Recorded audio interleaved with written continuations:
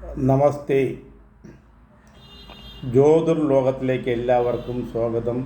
ഞാൻ രവീന്ദ്രൻ പോറ്റി, കുബേരലക്ഷ്മി ജ്യോതിഷാലയം, തിരുവനന്തപുരം. 2024 ആഗസ്റ്റ് മാസം 3-ാം തീയതിയാണ് ഈ വർഷത്തെ കർക്കിടക വാവ്.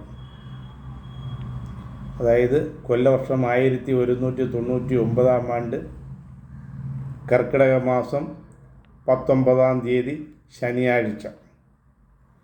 അന്നേ ദിവസം 3:50 PM വരെ ചതുർദശിയാണ്.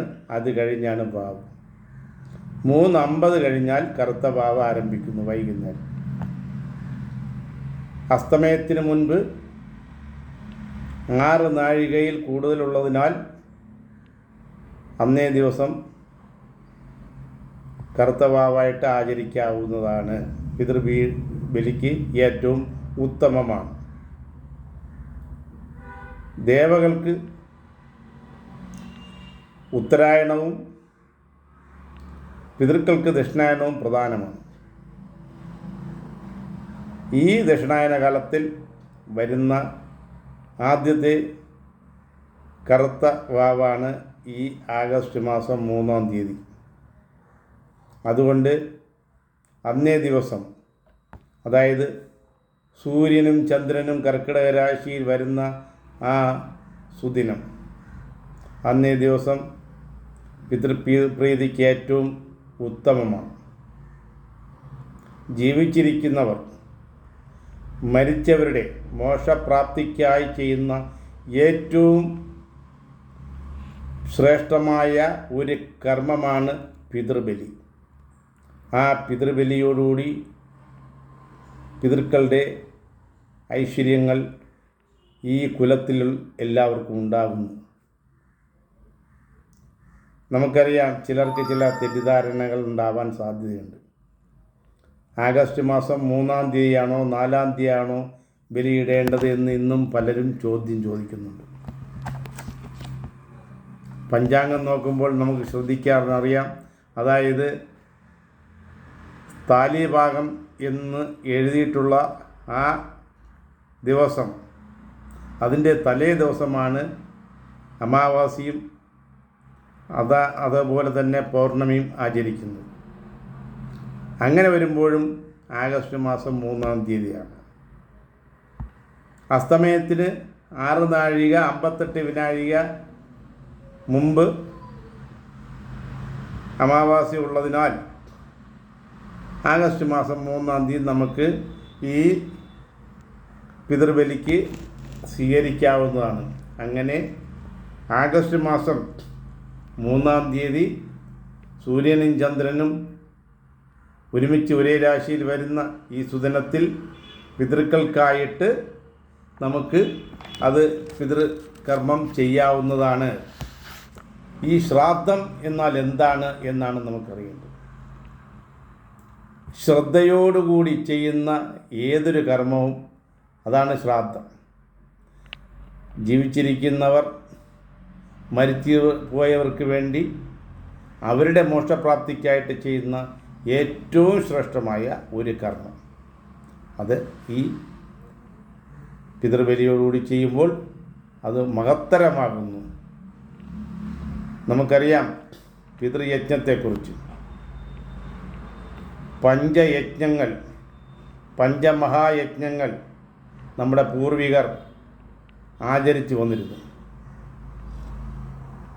ആ പഞ്ചമഹായജ്ഞങ്ങളിൽപ്പെട്ടതാണ് പിതൃയജ്ഞം.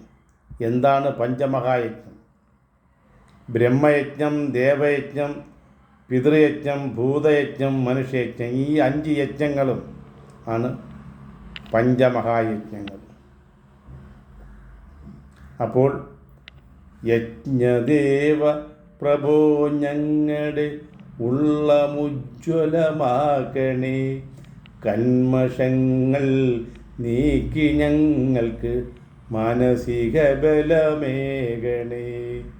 ഈ പഞ്ചയജ്ഞങ്ങൾ ചെയ്യുന്നതോടുകൂടി മാനസിക ബലം ഏകണേ എന്നാണ് നമ്മൾ ഭഗവാനോട് പ്രാർത്ഥിക്കുന്നത്. അതിൽപ്പെട്ട പ്രധാനപ്പെട്ട യജ്ഞമാണ് പിതൃയജ്ഞം. പഞ്ചയജ്ഞ യജ്ഞം ചെയ്യൂ ഞങ്ങൾ നന്മയന്യനും വന്നിടാം. നമുക്കറിയാം, ഏതൊരു പൂജ ചെയ്യുമ്പോഴും ഇതമ്മമ, ഇത് എൻ്റേതല്ല എന്നാണ് നാം പറയാറുള്ളത്.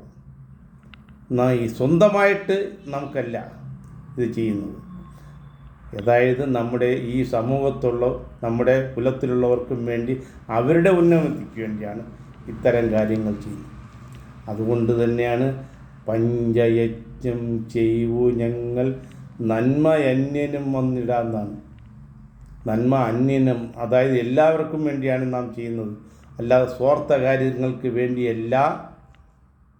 ശ്രദ്ധയോടെ ഭക്തിയോടെ യജ്ഞപൂജകൾ ചെയ്തിടാം. അതായത് ശ്രദ്ധയോടെ, അതാണ് ശ്രാദ്ധം. ശ്രദ്ധയോടെ ഭക്തിയോടെ യജ്ഞപൂജകൾ ചെയ്തിടാം. രോഗപീഡിത ലോകത്തിൻ്റെ ആമയങ്ങൾ തീർത്തിടാം. രോഗപീഡിതരായിട്ടുള്ളവരുടെ ദുരിതങ്ങൾ മാറ്റിടാനാണ്. മാനവാശകൾ സകലമെന്നും സമയമായി തീർത്തിടാം.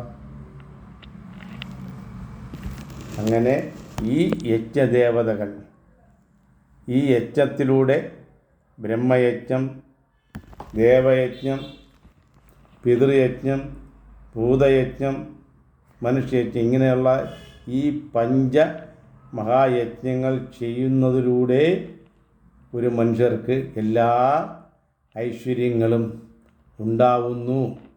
അതാണ് ആചാര്യമതം. അപ്പോൾ ശ്രദ്ധയോടുകൂടി ചെയ്യുന്ന ഒരു കർമ്മമാണ് ശ്രാദ്ധം. ആയുസ്പുത്ര യശസ് സ്വർഗം കീർത്തിം പുഷ്ടിം ബലം ശ്രയം പശും സൗഖ്യം ധനധാന്യം പ്രാപ്തിയാത് പിതൃപൂജനാം. അപ്പം പിതൃപൂജ ചെയ്യുമ്പോൾ നമുക്ക് എന്ത് കിട്ടുന്നു? അതായത് വരുമാനം കിട്ടുന്നു, ജീവിക്കാനുള്ള ദൈർഘ്യമുണ്ടാകുന്നു, ക്ലേശദോഷ പരിഹാരങ്ങളുണ്ടാകുന്നു, അതുപോലെ തന്നെ സൗഖ്യമുണ്ടാകുന്നു, ധനധാന്യാദികൾ വർധനമുണ്ടാകുന്നു. അങ്ങനെ എല്ലാം ഈ പിതൃകർമ്മം ചെയ്യുന്നതിലൂടെ സാധ്യമാകുന്നു എന്നാണ് നാം മനസ്സിലാക്കേണ്ടത്.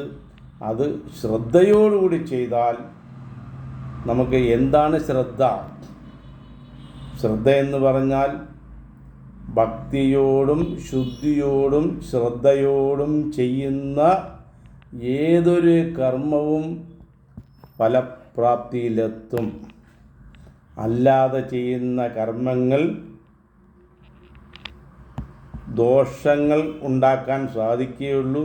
അതുകൊണ്ട് അങ്ങനെയുള്ള കർമ്മങ്ങൾ ചെയ്യാതിരിക്കാൻ ശ്രമിക്കുക. പുലവാലായ്മയുള്ളവർ ബലിയിടരുത്. ബലിയിടേണ്ടവർ തലേ ദിവസം ഒരിക്കൽ അരിയാഹാരം കഴിക്കുക.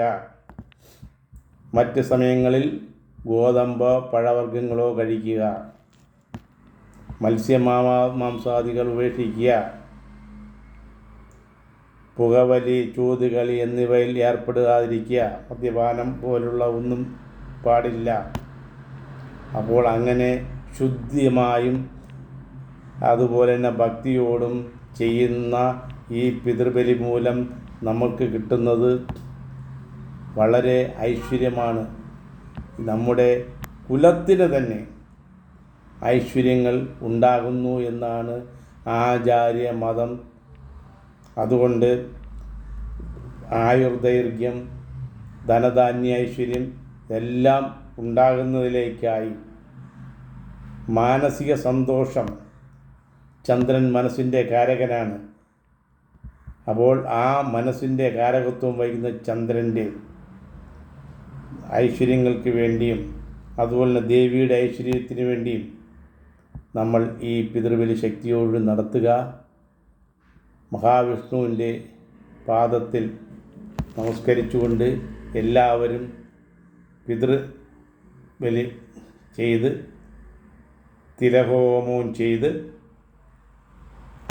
ഭഗവാന് ക്ഷേത്ര ദർശനവും നടത്തി ദാനം ചെയ്ത് വേണം ആഹാരം കഴിക്കേണ്ടത് എന്ന് മാത്രം പറഞ്ഞുകൊണ്ട് എല്ലാവർക്കും നല്ലൊരു ഐശ്വര്യ പ്രാപ്തി ഉണ്ടാകട്ടെ എന്ന് മാത്രം അഭ്യർത്ഥിച്ചുകൊണ്ട് നിർത്തുന്നു. നന്ദി, നമസ്കാരം.